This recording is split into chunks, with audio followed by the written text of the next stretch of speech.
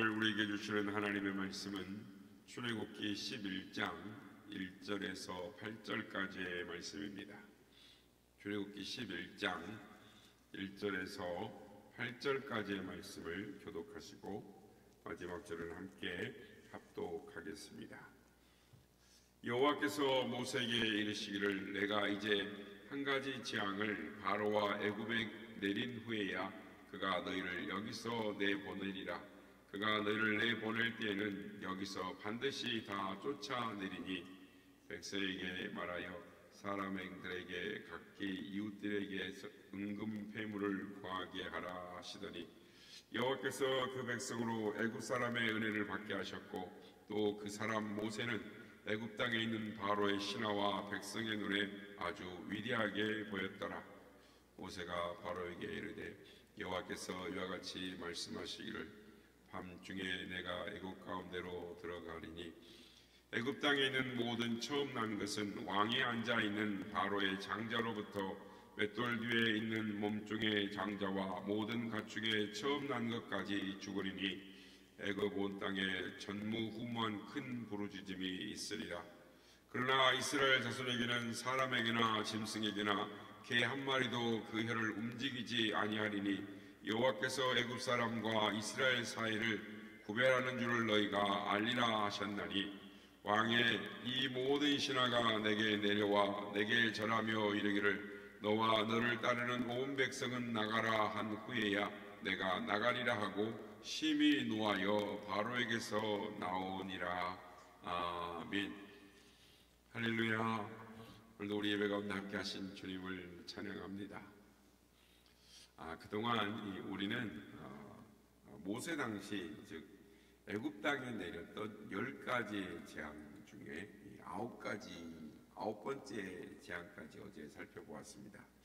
이제 드디어 출애굽의 대단원 즉 막을 내리는 10번째 장자 죽음의 재앙이 애굽 땅에 내리기 전에 하나님께서는 모세를 통해서 바로와 그 백성들에게 최후의 통첩을 보내시는 장면입니다. 먼저 본문 1절 말씀입니다. 여호와께서 모세에게 이르시기를 내가 이제 한 가지 재앙을 바로와 애굽에 내린 후에야 그가 너희를 여기서 보낼지라. 그가 너희를 보낼 때에는 여기서 정령 다 쫓아내리니. 그동안 이스라엘 백성들이 얼마나 갈망하며 기다려왔던 이 구원의 순간입니까?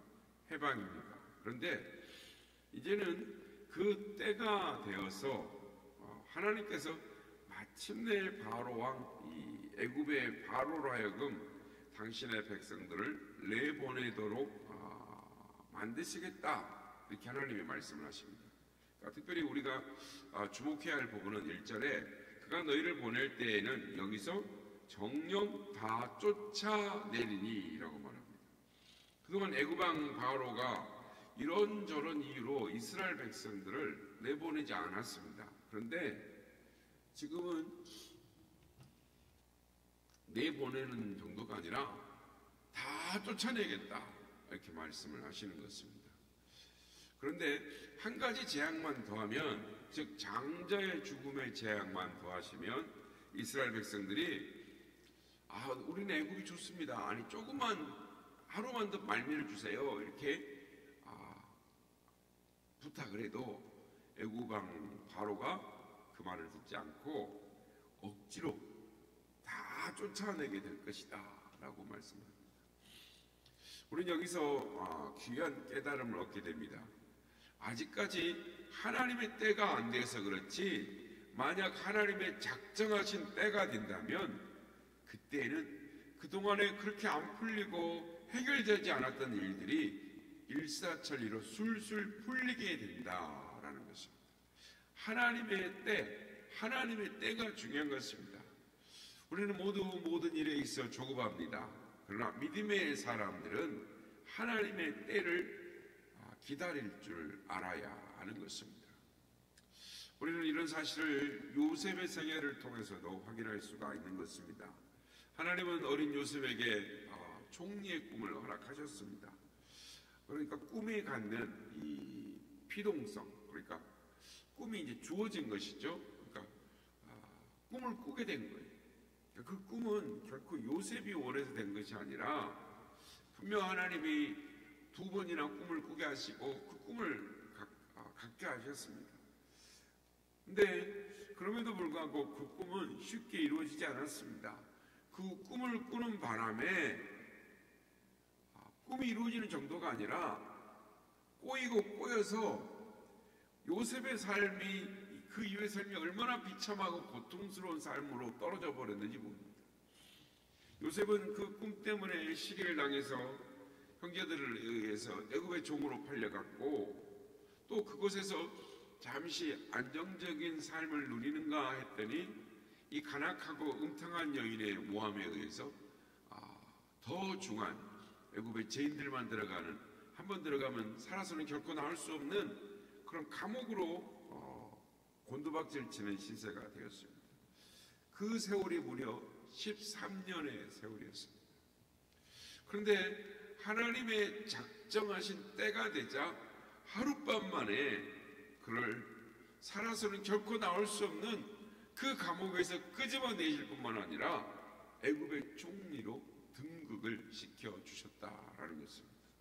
그렇습니다. 하나님의 때가 중요한 것입니다. 여리고 성을 정복한 사건도 그렇습니다. 하나님은 그 성을 이미 이스라엘 백성들에게 주시겠다고 약속을 하셨습니다. 선언을 하셨습니다. 그러나 이스라엘 백성들이 마지막 날 일곱째 날 성을 7번 돌 때까지 그 성에는 요동 하나 없었습니다. 아니 그 성벽에 실금조차 나가지 않았다라는 것입니다. 그러나 그들이 마지막 바퀴를 다 돌았을 때 하나님의 때가 되었을 때 그 성이 한 번에 와르르르 다 무너져 버렸다는 것입니다. 그렇습니다. 우리 또한 하나님의 역사와 섭리의 방편에서 하나님이 이 세상을 움직이는 원칙이 있다는 것을 깨달아야 합니다. 그래서 아무리 기도해도 믿음으로 살아도 또 말씀에 순종하는 삶을 살아도 이상하게 쉬의 문제가 해결되지 않고 또 그런 기미조차 보이지 않는다 할지라도 낙심하거나 원망하거나 불평해서는 안 된다라는 것입니다.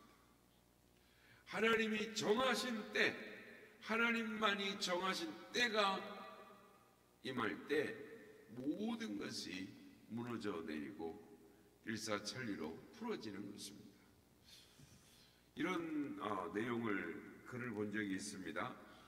일본에 있는 세계 최고의 목조 건축물을 호류지라고 부르는데 이 니시오카 가문은 이 호류지 즉 불나거나 이렇게 또는 뭐 재해에 이렇게 무너질 수 있는 그러니까 목조 건물이니까 그럴 일들이 많죠.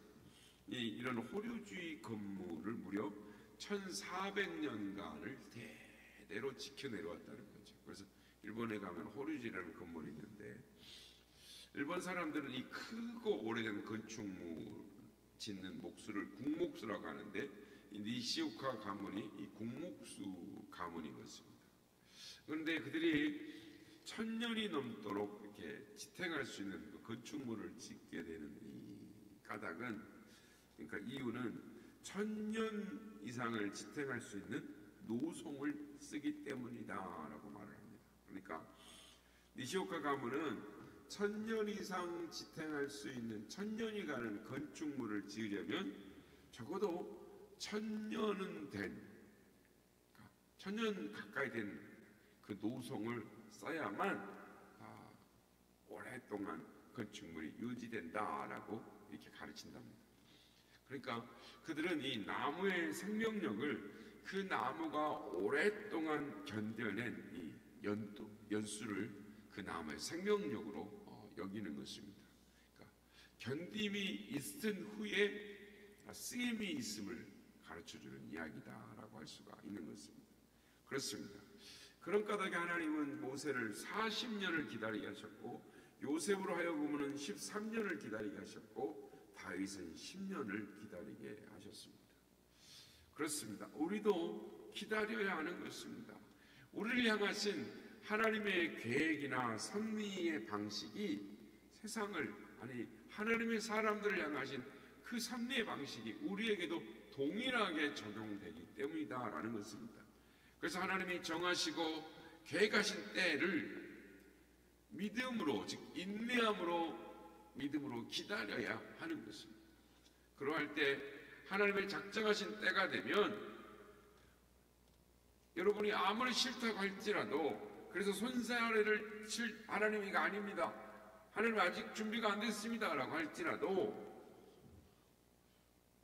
여러분을 향한 하나님의 계획과 약속이 여러분이 소망하며 기도한 것보다 더 풍성하게 이루어지고 다 하나님의 뜻 가운데 역사가 일어나게 될 것이다 라는 것입니다.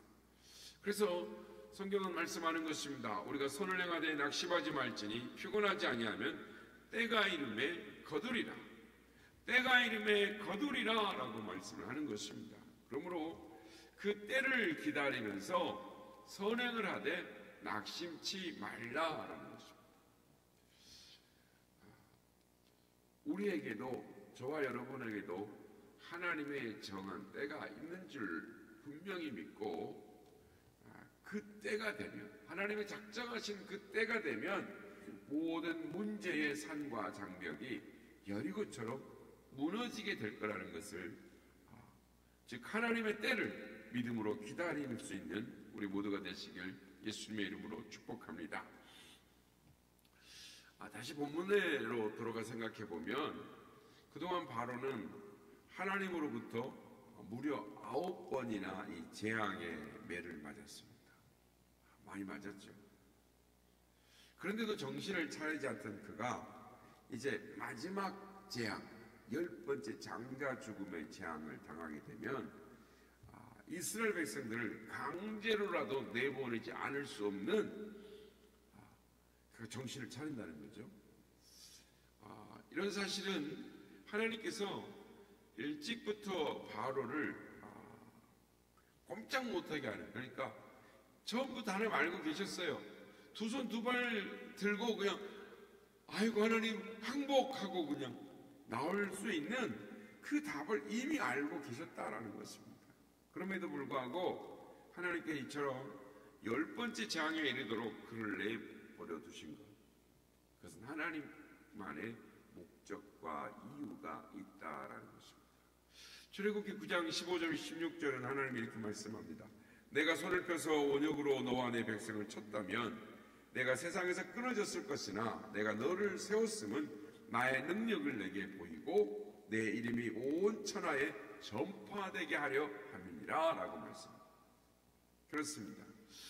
우리 또한 우리 삶에 일어나는 모든 문제와 고난의 이면에, 즉 우리가 기도할 때 하나님 말씀에 살려고 순종하고 하나님 앞에 온전히 나아감에도 불구하고 우리 삶의 모든 문제의 이면에는 하나님의 특별한 계획과 뜻과 목적이, 즉 그렇게 하시는 이유가 분명히 있다라는 것입니다. 그러므로 하나님을 신뢰해야 되는 것입니다. 하나님의 때가 있음을 바라보아야 하는 것입니다. 특별히 오늘 본문에 있는 것처럼 하나님이 바로를 당장에 장자 재앙을 내리시지 않으시고 치지 않으신 이유가 그로 하여금 회개할 수 있도록 기회를 주신 거라는 것을 우리는 깨달아야 할 필요가 있습니다. 비록 가장 사악하고 완악하고 강팍한 이방의 왕 바로라 할지라도 하나님은 그가 그의 죄로 인해서 멸망하기를 원치 않으셨다라는 것입니다. 할 수만 있다면 그가 돌이켜서 회개하고 살 수 있기를 하나님 바라셨던 것입니다. 그런데도 그는 그동안 10번 가까이 주어졌던 회개의 기회를 다 거절해 버렸습니다. 그러자 마침내는 돌이킬 수 없는 끔찍한 징벌과 심판이 그에게 임하고 말았던 것입니다. 우리가 분명히 기억해야 할 것은 하나님의 심판에 대한 경고, 그 그 경고는 결코 경고만으로 끝나지 않는다라는 것입니다. 하나님은 이스라엘의 전 역사 속에서 수많은 선지자들을 통해서 계속해서 죄에서 돌이킬 것을, 회개할 것을 촉구하셨습니다. 특히 분열왕국 이후에는 동일한 메시지로 선지자들을 계속 보내십니다. 그리고 그 백성들에게 경고하십니다. 그럼에도 그 백성들은 불순종하고 돌이키지 않았습니다. 거역했습니다. 회개하지 않았습니다.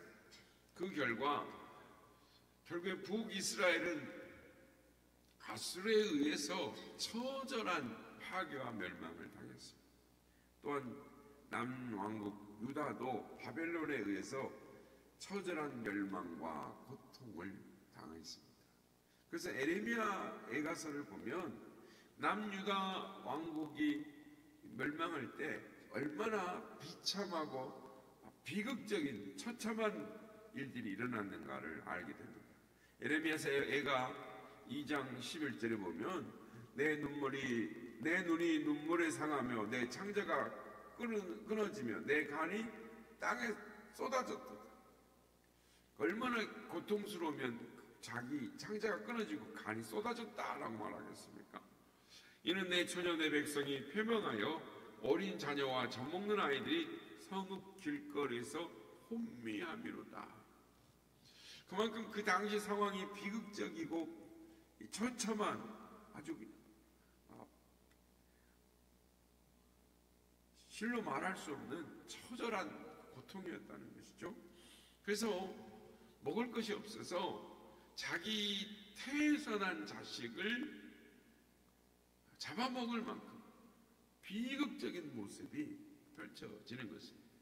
이처럼 하나님의 백성들을 향해서 끝없이 참으시지만 결국 그 인내에도 한계가 있으시다는 것입니다. 끝날 시한이 있으시다라는 것입니다. 마냥 기다리기만 하시지 않습니다. 그냥 경고로만 끝내시지 않으시고 결국은 심판하신다라는 것입니다. 우리 주님께서 같은 비유의 말씀을 하십니다. 한 사람이 포도원에 무화과나무를 심은 것이 있더니 와서 그 열매를 보았으나 얻지 못한지라 과원지에게 이르되 내가 3년을 와서 이 무화과나무에서 실과를 구하되 얻지 못하니 찍어버리라. 어째 땅만 버리느냐라고 말합니다. 그때 과원지기가 이렇게 말합니다. 가로되 주인이여 금년에도 그대로 두소서. 내가 두루 파고 거름을 줄이니 이후에도 만일 실과가 열매가 맺혀지면 그대로 두시려니와 그렇지 않으면 찍어버리소서. 이렇게 말합니다.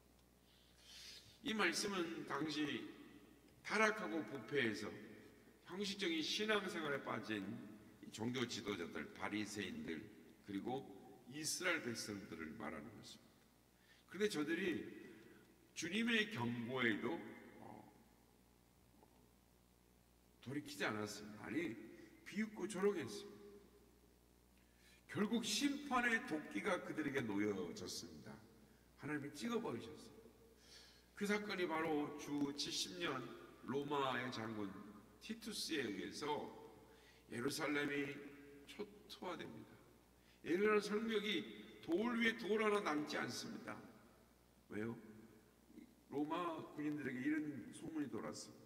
이스라엘 백성들의 집에는 사이사이마다 금을 놓고 벽돌을 짓는단다. 그래서 이스라엘 성벽에 돌 하나하나 다 뜯었습니다. 거기서 금 빼내간다고. 이스라엘 성벽은 남는 게 하나도 없습니다. 지금 남아있는 건 통곡의 벽밖에 없는 거죠. 그렇습니다. 하나님은 끝까지 은혜와 자비를 베푸십니다. 참으십니다. 기회를 주십니다. 그러나 돌이키지 않을 때, 순종하지 않을 때 처벌을 하시는 것이죠. 그렇습니다. 하나님께서 세상을 다스리는, 즉 섭리하시는 방법과 원칙이 있습니다. 그러므로 우리의 삶 가운데 인내가 필요한 것입니다. 하나님의 때가 분명히 있다는 걸 우리는 알아야 합니다.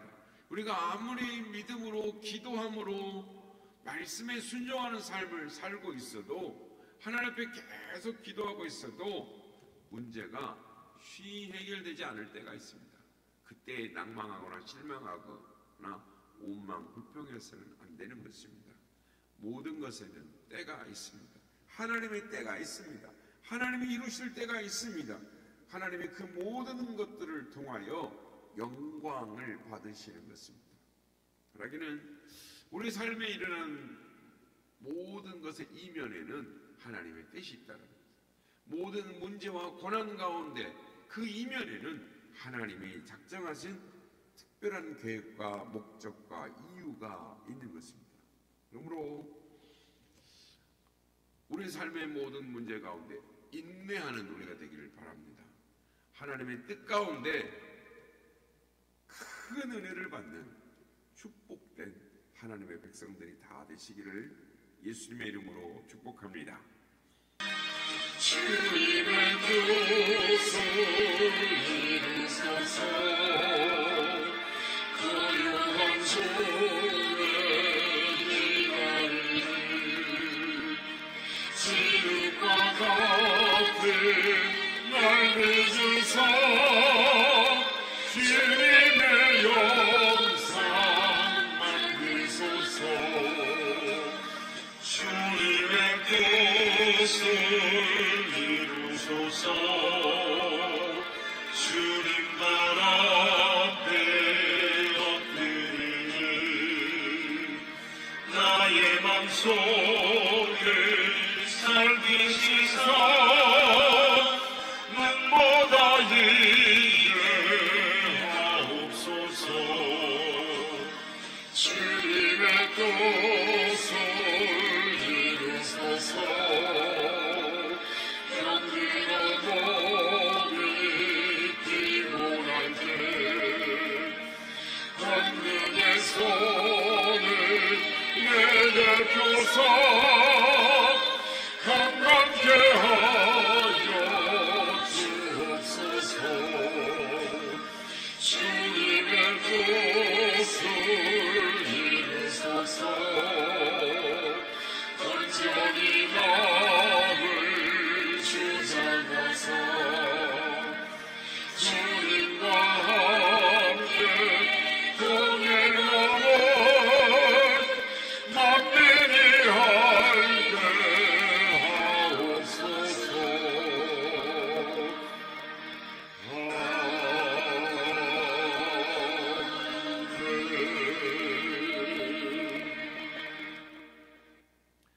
모든 일에는 하나님의 뜻이 있습니다.